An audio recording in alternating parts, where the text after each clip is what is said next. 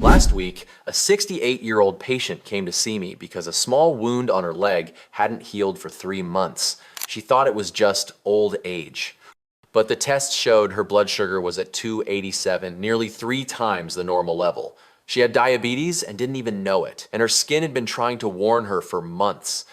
Today, I'm going to show you 8 signs that your body might be screaming at you, but you haven't heard yet. You know, our skin is like the warning dashboard on a car. When there's a problem with the engine, the warning light comes on, right? Same thing. When blood sugar stays high for a long time, the skin reacts in very specific ways. But the problem is, most of us, especially those of us in our generation, often think it's just old age or dry skin. We ignore these signs. According to a 2024 study from Mayo Clinic, nearly 35% of people over 60 with undiagnosed diabetes have at least one clear skin symptom, but they don't know it's a warning sign. What's even more concerning? Johns Hopkins Medicine discovered that people who recognize these skin signs early can reduce their risk of serious complications like nerve damage or vision loss by 58%. You're thinking, oh, Dr. Saul, why is skin so important? Well, because high blood sugar is like sticky syrup in your blood. It damages everything it touches, including the tiny blood vessels that feed your skin. And that's why skin is usually the first place to cry for help. So stay with me, because what I'm about to share could save your feet, even your life or your loved one's life. Sign number 1, dark patches around the neck and armpits. This is one of the earliest signs, but also the most overlooked. It has a medical name, acanthosis nigricans. Sounds a bit scary, doesn't it? But simply put, it's just dark patches of skin that thicken and feel velvety in skin folds, especially the neck, armpits, or groin. I had a patient, Mrs. Martha, 72 years old, who thought she couldn't scrub off the dirt on her neck. She tried scrubbing for 3 weeks. She even bought a new bath brush and tried every kind of soap. Turns out it was a sign her body was resisting insulin. It's like the body screaming, hey, we've got a sugar problem here. Why does this happen? When there's too much insulin in the blood, usually a sign of prediabetes, it stimulates skin cells to grow excessively. Think of it like pouring too much fertilizer on a patch of land. The grass grows thick and abnormally dense. Skin reacts the same way. Here's the important thing. If you see these dark patches, especially if they appear suddenly within a few months, don't just think it's poor hygiene. It could be your body sending an SOS signal. And the good news is, if caught at this stage, you have a very high chance of preventing progression to type 2 diabetes through lifestyle changes. Sign number 2, round yellow or red patches on the legs. We call this necrobiosis lipoidica. Don't worry, you don't need to remember this name. Even I have to check my notes sometimes. Just remember, it looks like round, shiny patches, yellowish brown or deep red on the shins. Sometimes the center is yellow while the outer edge is purplish red. This isn't your typical bruise. It doesn't hurt when you touch it initially, but if left untreated, the skin there can thin out and become vulnerable. According to Cleveland Clinic, about 75% of people with these patches are diabetic or about to develop diabetes. That number doesn't lie. I always tell patients, the skin on your legs is the furthest bridge from your heart. If there's a problem with blood circulation or blood sugar, your legs will complain first. And that's right. Legs have the smallest blood vessels farthest from the blood supply, so they're affected first. A small note, not all red patches on legs are signs of diabetes, but if they don't disappear after a few weeks, are round and shiny, let a doctor check. Don't self-diagnose through Google, because I've seen too many people either overly worried or conversely, too complacent. Sign number 3, unexplained itching all over. Now this part, I bet 90% of you watching are nodding. Itching is one of the most common symptoms, but the least connected to diabetes. You think it's dry skin, right? You apply moisturizer, but still itch. You try changing laundry detergent, still itch. You think, maybe I'm allergic to something, still itch. The problem is, when blood sugar is high, the body dehydrates faster, like leaving a sponge out in the sun. Why? Because the kidneys have to work hard to filter sugar out of the blood, and when they do that, they pull a lot of water with it. The result is skin becomes dry and irritated. Plus, high sugar causes mild inflammation throughout the body, making skin more sensitive to everything. But here's the key point. If you itch most in your hands, feet, armpits, or groin, that's a big red flag. And if you find yourself itching more at night, that's when blood sugar usually peaks highest in people with uncontrolled diabetes. I have patients tell me they can't sleep because they have to keep scratching at 2 or 3 in the morning. When we check blood sugar at that time, it's usually at 250 to 300. Okay, this is when I want you to pay special attention. I'm about to talk about the sign you absolutely cannot ignore. If you remember only one thing from this video, remember what I'm about to say. Sign number 4. Slow healing wounds or recurring infections. This is the most dangerous sign of the 8 signs today. Why? Because it can lead to serious complications like tissue necrosis or even amputation. I'm not saying this to scare you. I'm saying it because this is the truth we need to face. Imagine your body is a construction team. When you get a wound, the workers, or immune cells, need to get to the wound to repair it. But when there's too much sugar in the blood, it's like pouring syrup on a construction site. Everything becomes sticky and sluggish. Immune cells move with more difficulty, oxygen doesn't arrive enough, bacteria grow faster in high sugar environments, because bacteria also like eating sugar, just like we like eating cake. A study from Stanford Medical School in 2024 showed that people with diabetes have wound healing times, on average, 3 to 5 times slower than normal people. Think about it. A small scrape can take 2 to 3 weeks instead of 4 to 5 days. And the price to pay? According to the American Diabetes Association, every year there are over 130,000 amputations due to diabetes complications in America, most starting from small wounds that weren't noticed. I remember a patient named Bob, 67 years old. He got a small cut while fixing a car in the garage. He thought, it's just a small scratch. 3 weeks later, that wound was red, swollen, and had pus. A month later, he had to be hospitalized because the infection spread. Luckily, we intervened in time, but he had to use intravenous antibiotics for 2 weeks. So if you have a scrape, cut, or even just a hangnail that takes more than 2 weeks to heal, don't think, I'm old now. Don't wait until it's red and swollen or has pus.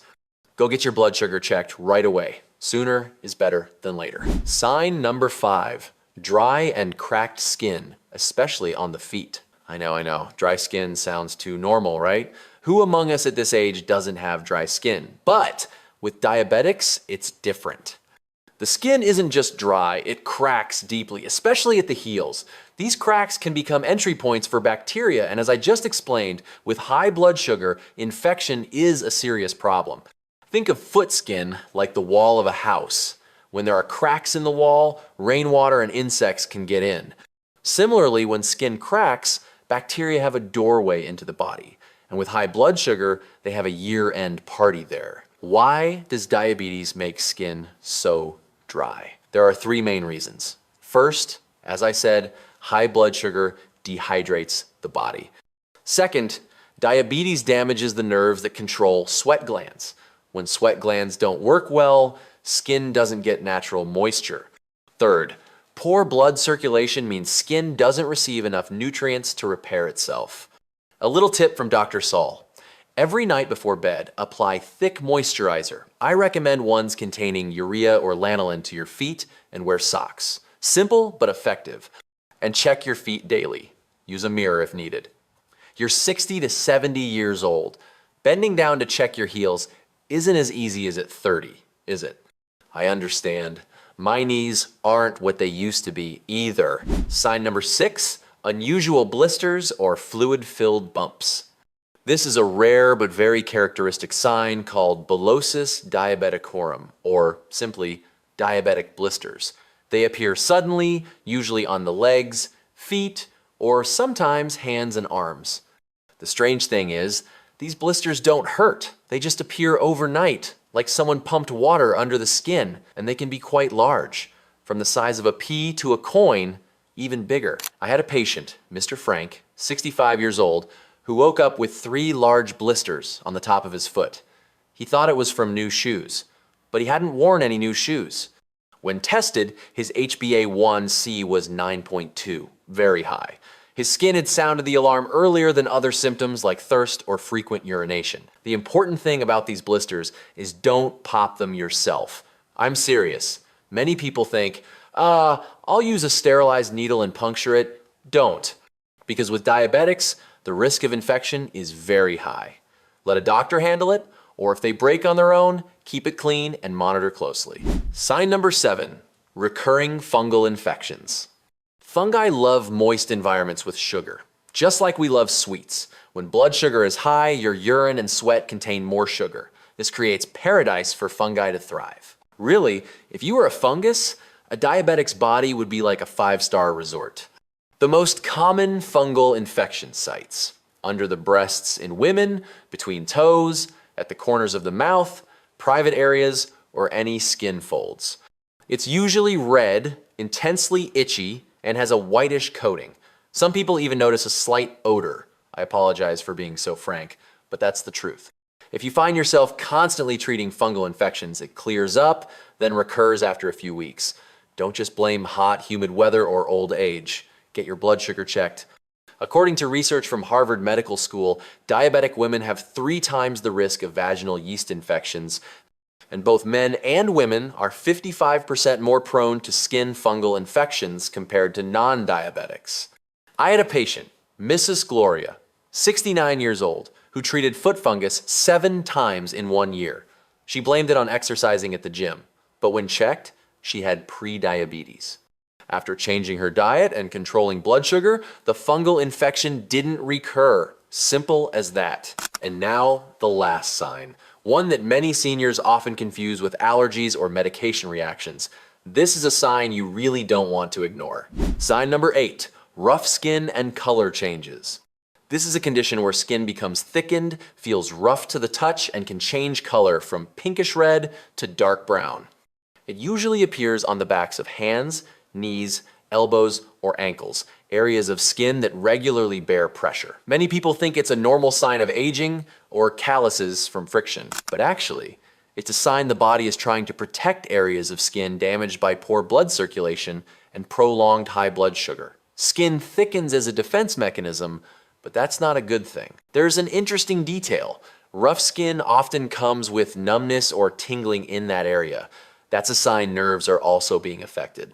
When you see both these symptoms at once, that's when you need to act fast, because nerve damage combined with skin problems can lead to complications you don't want to experience. I always tell patients, nerve damage is like losing your home's warning system. If there's a fire and the smoke alarm doesn't sound, you won't know until it's too late. Similarly, when nerves are damaged, you can get wounded without feeling pain, and when you discover it, it's already seriously infected. All right, dear friends, we just went through 8 important warning signs. Now the question is, Dr. Saul, if I have 1 or 2 of these signs, what should I do? First, don't panic.